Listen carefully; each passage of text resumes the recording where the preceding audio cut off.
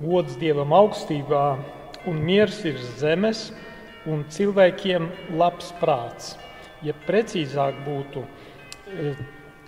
miers virs zemes cilvēkiem, kuri Dievam tā kā labpatikās, kuriem Dievs ir izvēlējis parādījis savu labvēlību, jo Kristus piedzimšana tā ir Dieva labvēlība attiecībā pret cilvēkiem. Viņš ienāk mūsu vidū un mūsu nemieru plosītajā pasaulē un nemiera pilnajā cilvēka sirdī vēlas ienest mieru. Bet, lai tas miers varētu ienākt mūsos, ir svarīgi atvērties viņa klātbūtnei, svarīgi atvērties viņa evaņģēlijam, atvērties tai vēstī, kuru viņš ir atnācis nest pasaulē.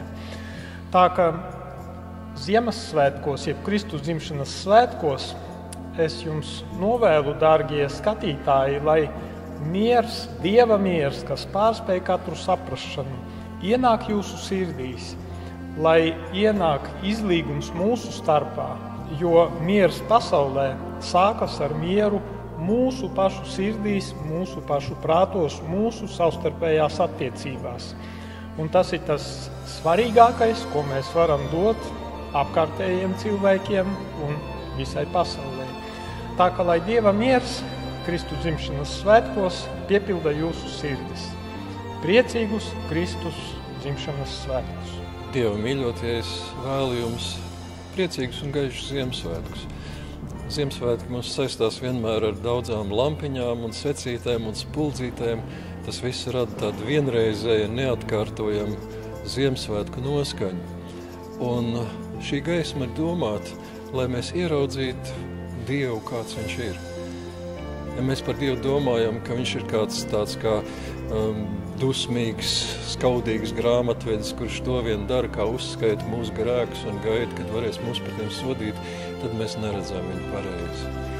Dievu mēs redzam pareizi, tad, kad mēs redzam Jēzus bērnu, uzlūkojam viņu un redzam viņā Dieva tevišķo, laipno sirdi.